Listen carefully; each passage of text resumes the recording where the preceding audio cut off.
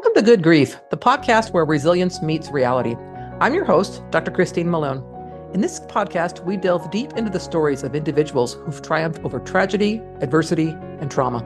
In every episode, we bring you raw and honest narratives from guests who faced life's most challenging moments head on. Through candid conversations, they share their journeys of resilience, shedding light on the strategies, mindset shifts, and support systems that empowered them to rise above their darkest hours. Join us as we explore the profound depths of human resilience and discover how, even in the face of life's toughest trials, there can be light, growth, and yes, good grief.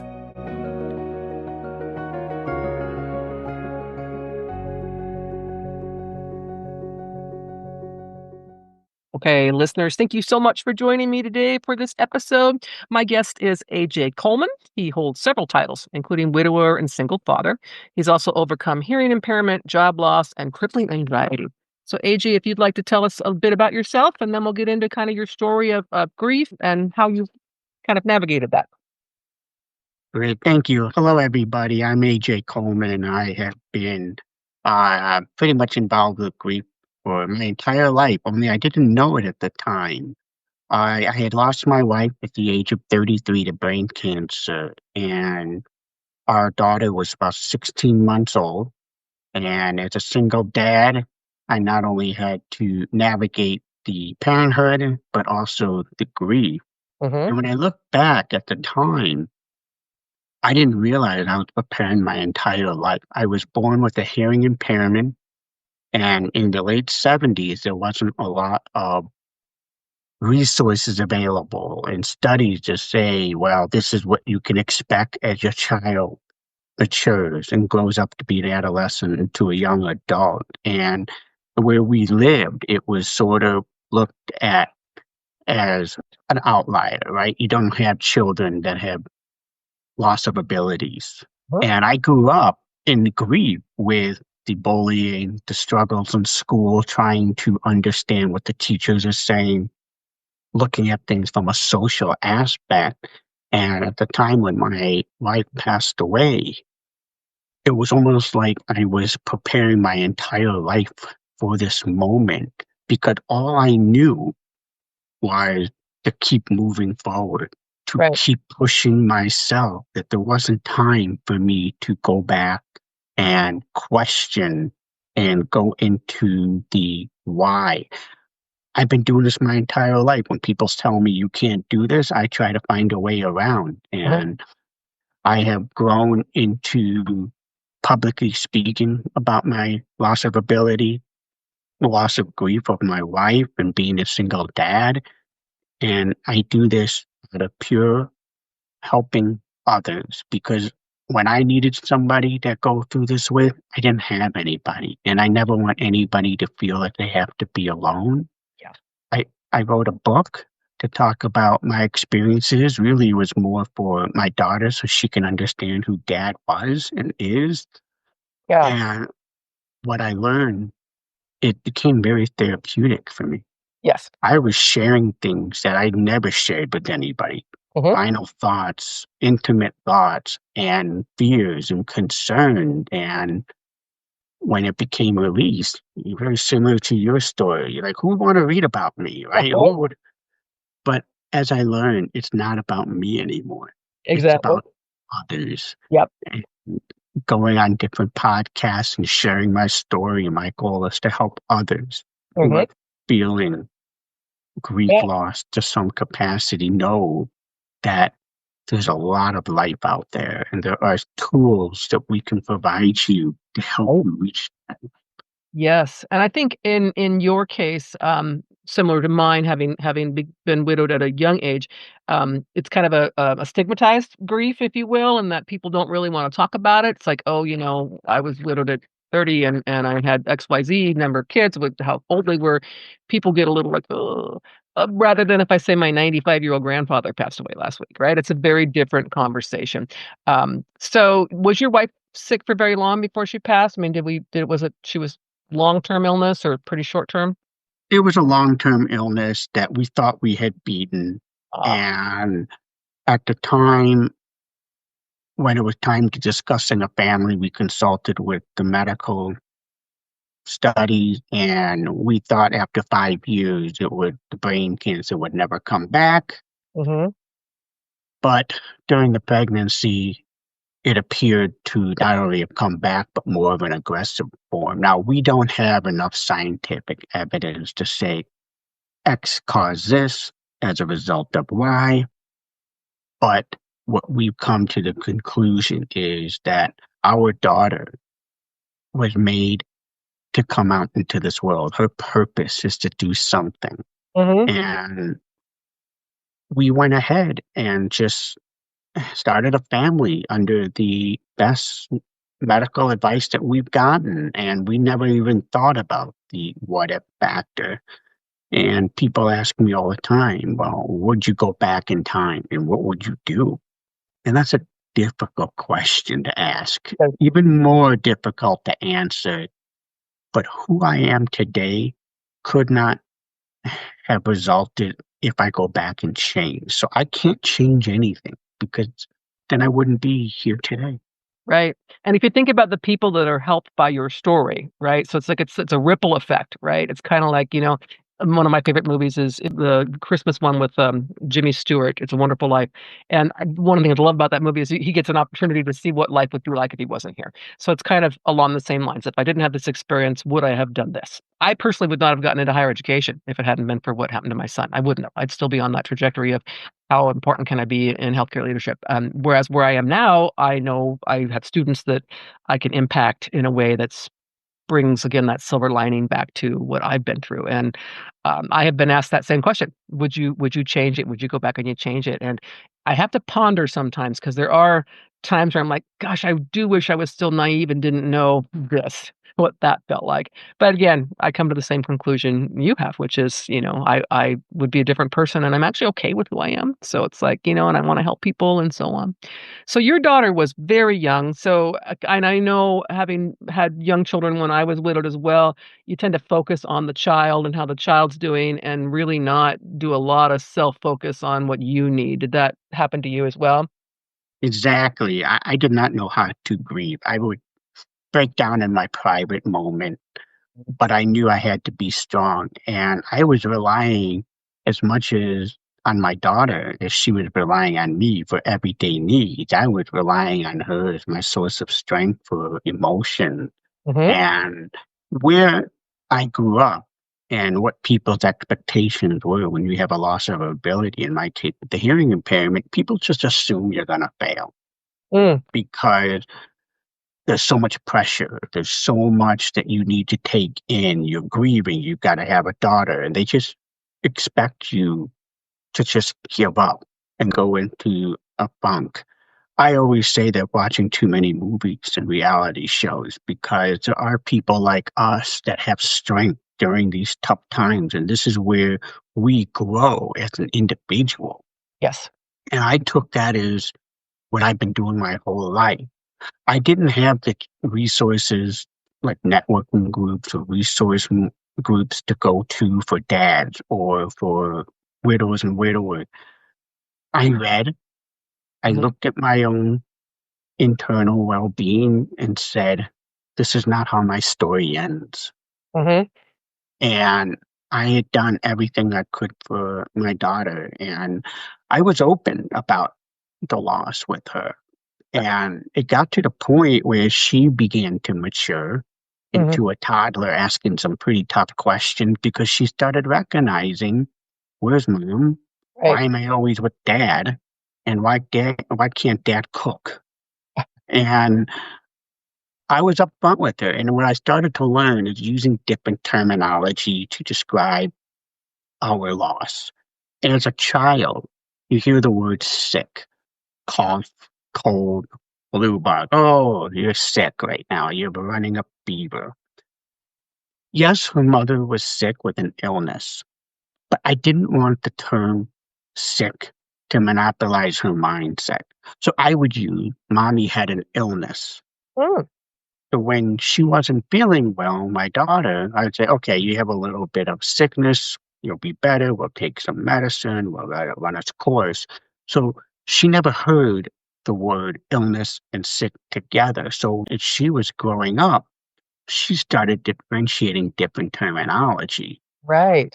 And as we got into the preschool, and I went great lengths trying to educate her teachers and administrative staff that please look in the file and understand that our household is not your typical household at Mhm. this time. Now, there are other households similar to us, and not to minimize anything that they're going through, Right.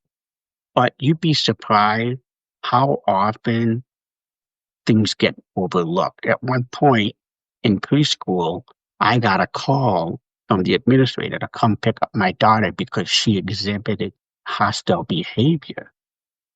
So I came from work, and again, as a parent, I've learned to be calm.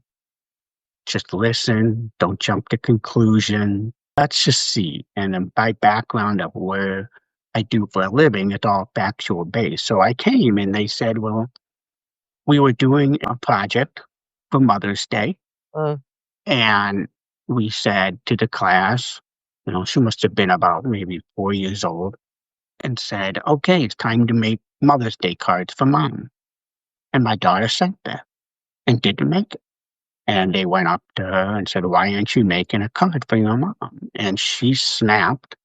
I said, my mother's dead. What do you want me to do? uh, Because of the hostility response, I now get the call. And uh, I went in there and had to re-educate them to say maybe there's different terms that you could use where some children may not have a mom, mhm. but they can make something for an aunt, a Right. grandmother, or maybe somebody else. They feel special, so they can feel that they're involved. Yep. So we had some of those challenges. And as she enrolled into kindergarten, our next challenge, not only being a single dad, there was nowhere for me to check what our household status was. It was either single, married, separated, Mhm. but nothing widow, Mhm. widower. And I had to go back into the office and explain to them, I can't just check single. That doesn't represent who we are. Right. Right. And as a parent, we do everything we can to protect our children, our loved ones. Mhm. And sometimes we have to point out the facts and not sugarcoat. And yes, I could have just checked anything, right? Who's going to look at that? But we're educating our own children to advocate for themselves Mhm. respectfully. So little things at that as I had been going through the grief process through the years, I've had to figure out where I needed to pick and choose my battles. Mhm. And there's nobody that really truly gets over loss. Mhm. It's in the back of our mind. It's in what we do. The difference is, do we let it continue to consume our lives throughout the day to the point it stops us Mhm. from doing what we want to do, from living life? And that's where I came up with keep those feet moving. Right. Is the more action that you create in your life, the more you're able to help cope with whatever grief, whether it's loss of ability, loss of a job, loss of companionship, loss of a spouse, loss of a pet. And it goes endless, right? Right. Um, and that's important. So, personally, for me, I didn't have the right resources available. Mhm. I relied on my daughter. Now, my daughter has resources available. I've set her up with someone that she continues to talk to, whether it's about grief, whether it's about anything that she has, because I do recognize she has a voice and Mhm. she needs to be heard. And I'm not a perfect parent. I don't pretend to be I perfect, think there is one. but I use a lot of humor in everything that we do. And she's probably the only one that gets to see me as silly dad. Mhm.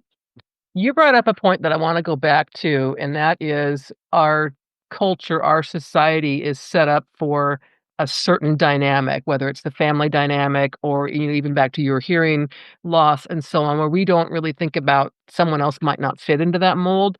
So, I think it's a great point where, yeah, we want kids to make, Mother's Day cards, but how do we include children who don't have a mom? Maybe mom is still here, but maybe she's in prison, or maybe it's something else that, you don't know about. So how do you weave that in so that she doesn't feel so, I guess, an outsider, that she feels that she needs to make that snap comment, which I can't blame her for making. So that's tough to do. And sometimes trying to change the world so they can get that feels like a huge, huge battle. But I'll tell you my story about that. My middle son was extremely disabled, in a wheelchair. And I would take them to the local shopping mall for pictures with Santa, when he was well enough to go. And I remember the one time I took him, I think he was 2. Santa was up on a stage with steps to get there, no ramp.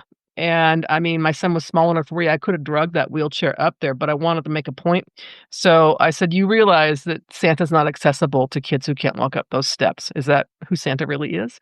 And the Santa came down and wanted to do pictures down low with my kids so that he could be in the picture. And I forgot all about it. Forgot all about it. Next year comes, I go to the same mall for pictures, and guess what they had for Santa was a ramp to get up there. And that made me think, oh my goodness, for anybody who's not able to ambulate upstairs, now, I Mhm. mean, especially kids, we got to remember not all kids are able bodied, able to run up there and jump on Santa's lap. So, those kinds of conversations, I hope the schools through your daughter's life have learned to be more, I guess, open and use terminology that doesn't just pigeonhole people into that what we assume is everyone's life when in reality it's not, and not to make kids feel like they have to defend that. I guess is another term I would use for that. Exactly. One of the key aspects, not only you educating outside, Hmm. but I take this as an opportunity to educate my daughter Right. and sort of pick and choose where you want to focus your energy. Hmm. And not everybody thinks holistically and thinks that, okay, well, there may be some moms or dads or loved ones not with them today, whether it's through different circumstances. But you don't have to call that out. Hmm. Just saying, okay, you know what? They're making it for the mom. I'm going to choose to make it for grandma, or I'm going to make it for my aunt. And I spent a lot of time trying to teach her that you can channel that same energy into an alternative path without making a big deal. Again, pick and choose. Not everybody is at fault and is out to get you. And it's just that sometimes they just don't think because it's just easier to say, okay, time to make cards for mom. Right. And she's learned when to self advocate as growing up with a single parent and when to say, okay, you know what? I'm going to let this go. I'm going to go follow through, but I'm not going to make a big deal. And it takes time. And I think as a parent, today's day and age, there's so much consumption around social media, Mm. electronics, iPads, iPhones to keep our child engaged. I've always taken the position to spend as much one-to-one time with my daughter away from that, Right. educating her on different things and trying to move her out of that mentality that she used to see. Now, who knows today with the TikTok videos and everything else that she sees, sometimes she say, Dad, I just saw this on TikTok. We have to try this. And I'm like, it's fake. It's fake. Don't look at it that way. But as she has matured into her years of 17 today, I can see a lot of the things that we talked about early on Hmm. and how she channels her energy on certain topics.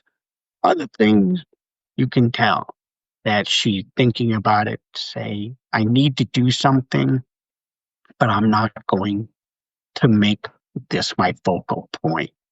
And Hmm. that's part of the engagement. I focused a lot of my time as part of the healing process, just being present with her, getting on the floor, role playing, house playing, all these things. What did I know about playing with Barbies? I learned to play and learn that some of the outfits that you put on don't really match. But let her tell me that, right? But that's part of our memories that we have together. And she takes on very similar to my mentality and my mindset and things that I've used to teach her, she's used against me. Mm, And as a parent, you're kind of smile because they're learning, and at the same time, it's like you almost taught them too well mm. because now they have the advantage. Yeah. Yeah. That's true. That is true. So tell us about your book. It's called Keep Those Feet Moving. It's called Keep Those Feet Moving, and it was really to talk about creating action. And many times as we go through life, whether it's setbacks, challenges, we have a tendency just to stand still, sometimes waiting for additional guidance, sometimes just stuck and until the light bulb goes in your head and say, oh, this is what I need to do. And the ability to keep moving, it doesn't necessarily mean physical movement, right? It's the way the mind goes. It's the way that you create that action. There are always opportunities and options available. And Mhm. that's what it is, right? Just because you have a loss of an ability, you can compensate. I may have a loss of hearing, but I can read lips, Mm, which is great because, I can read and see what people are saying about me from across the way. And it gets kind of fun when you're in, school dances when you were younger and see if the girl wants you to ask her to dance or not, right? Because I can read what they're saying to their friend, right? So I've got a little bit of a superhero in that. But the flip side is the pandemic with all the masks took away my, power because I couldn't see the lips. mhm. Um, but there are options, right? Just because I may not be able to hear something, I can read lips to compensate. I follow my eyes, I use my instinct. With companionship and a loss of a spouse, right? I choose to celebrate her life, my wife's life, her legacy. This is what we do to carry her on every day. Of course, I miss her, but it doesn't mean I have to stop Right. celebrating her. Right. We celebrate the holidays, we celebrate the birthdays, the anniversaries, and we talk about the goodness. We talk about the wonderful thing. And yes, sometimes it gets a little tearful for the moment, but here I am explaining and sharing with her legacy. And that's what I go through in the book is to talk about how do you move on, not forget, but move on. How do you cope? How do you continue to live life? And that book is filled with all sorts of different exercises at the end of each chapter to challenge the reader into their own life and what can they do to help cope, take those steps forward. And one of my favorite principles in that book is the why and where. Many people equate it as to why and how. Why did this happen? Why me? Why now? Things were going so great. And then they create the how. Well, how do I move on? Mhm. How do I get over this? I substituted the how with the where because action, where's more of an action? Where am I going? Where do I go to get through this? And what I've discovered in writing is the longer you stay in the why phase, that's where the morning is. And that's where it gets hard to get out of bed, hard to get excited about things. You're sort of feeling mopey. But once you shift your mindset to the where, you're creating that action. And then you start thinking, oh, I, here's where I'm going. Here's where I want to be. Yeah. And that's where the healing starts to come. And it Yes. takes time. You're not going to get there overnight, but that where, and it's one of my favorite aspects of talk because it resonates so well in terms of grief. Once you recognize where you are, now, different grief counselors, different grief experts, I am not licensed or in the clinical space. But for me and my own grief, I equate any type of grief, any type of setback into those two categories. If I'm in the why category, I'm mourning. But if I'm in that where, I'm healing, I'm coping, and I'm able to move forward. I love that. And one thing I talk about when I talk about grief is that why question will drive you crazy because a lot of times there is no why. There's no answer. It's like, my husband committed suicide. Why? Well, that's a huge question that I can't really answer. Right. So it's kind of like, why did this happen to me? Why did it happen to my wife? She was so young, she was a beautiful person. That why question can, I think, drive us like, like you said, like I'm just gonna stay in bed now because I'm so stuck in the why. So I love that thinking and that mindset of you have to get away from the why, right? It's like it's just there is no answer to there's no right answer to why, and you'll drive yourself mad trying to answer that question. So I like that. That's really kind of cool. I love the whole move into the where because yeah, I can think of myself places where I can go where I feel better, where I feel more, I don't know, in tune with whatever I'm wanting to be, rather than why did this happen to me. There's a book out there called Why Bad Things Happen to Good People that's written by a rabbi. If you've ever read that, and it's got a religious tone to it, but it really does talk a lot about the acceptance of um, we aren't bad people. That's not why things happened. That kind of thing. It really was. I found it to be kind of helpful when I read it. So, um, Mhm. I kind of talk about that one as well. So, what's in the future for you? I mean, you've got this book. What other thoughts or plans do you have for sharing your knowledge? To help others in this field. I really enjoy going on to different podcasts. I have done different speaking engagements in person. I've done book signing. The future holds is how else can I get out there to share my perspective and helping others continue to heal. People have asked if I can write a second book. I don't have enough grief going on to write the second book, right? I've covered most of it, thankfully. Uh, but again, I really enjoy that interaction and just meeting with different people, hearing their stories and respectfully challenging them to take that step forward. Yeah. I met with different people from all over the world, and each continent has their own way of looking at things Hmm. and, longevity. And grief has no boundaries. There is no blueprint to overcome it. Some people have sudden loss. Some people have what they call expectant loss, where it's going to evolve over time. But nothing can prepare you up to that moment.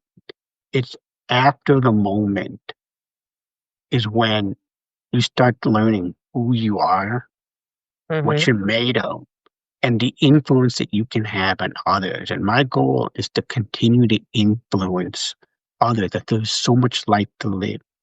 Honor your loved ones. And if you have a grief loss of an ability, find some ways around it. If you're looking for companionship, there are ways to find companionship, but do it safely, Yes. right? If you lose your job, there are ways to find new jobs and to go through. It's okay, they say, to mourn for a season, but don't take that season and turn it into a lifetime.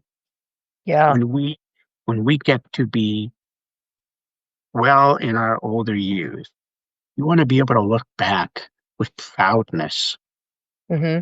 accomplishment, and say, I have done everything I wanted to in my life. And the legacy that you leave behind not only impacts your loved one, your family members, but has the ability to impact so many people that you've never met. Yeah. And that's how legacies are grown, and that's how lives are celebrated. Yeah. That's your next book, AJ, right there. It's all the things you've learned since the first book and the people you've helped and so on. I see that as being the next step forward. Then again, I'm always like, oh, write a new That's a book. great idea. I never thought about it like that, but life lessons. Yep. Okay. I love that, the whole idea of a legacy, right? Like I often say about people that have passed away, we don't want to measure their life based on how they passed away or how old they were, but who were they before that event, right? They had a life, they had a spouse, they had whatever they had, that legacy I think is important.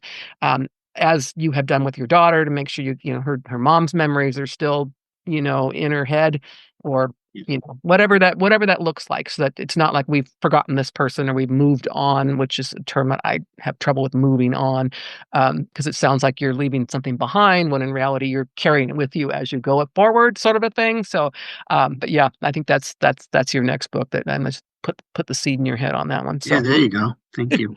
not that you don't have anything else to do, but just in your spare time. Sure. Well, AJ, is there anything else you'd like to share before we end today? No, I really appreciate the opportunity to come here. And the last takeaway that I will provide others, as you embrace life, Hmm. it comes with challenges and setbacks. This is what helps us grow strong. This is what helps us to influence others. Hmm. Just understand that you're not alone. There are people out there every day that feel you, sympathize with you, who want to help you. Don't Yeah. be afraid to ask.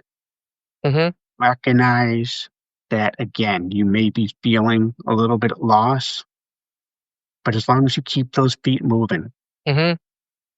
the world is yours and you can go anywhere. I Thank you. AJ, it has been an absolute pleasure chatting with you today. I absolutely, as I mentioned before we started recording, I love hearing people's stories, and I come away from each one of these interviews with something that I'm like, oh, that's such a great nugget. I have to keep that. And for you, it's the where. It's like I wrote that down. I thought I love that. So I appreciate everything you had to share today, and thank you so much for being my guest.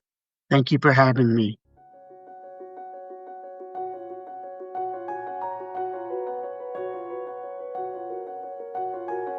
Thank you for joining us for this episode of Good Grief. We hope that stories shared today have inspired and empowered you on your own journey of resilience. If you want to dive deeper into the themes of trauma, tragedy, and survival, be sure to check out my memoir, The Day I Became the Spider Killer, a memoir of trauma, tragedy, and survival. In this book, I shared my own raw and honest experiences, offering insights and strategies for overcoming life's toughest challenges. You can purchase the book on Amazon, Barnes & Noble, or listen to it on Audible. Your support helps us continue to bring these powerful stories to light and spread a message of hope and resilience. Stay tuned for more incredible stories on our next episode. Until then, remember, even in the face of life's toughest trials, there can be light, growth, and good grief.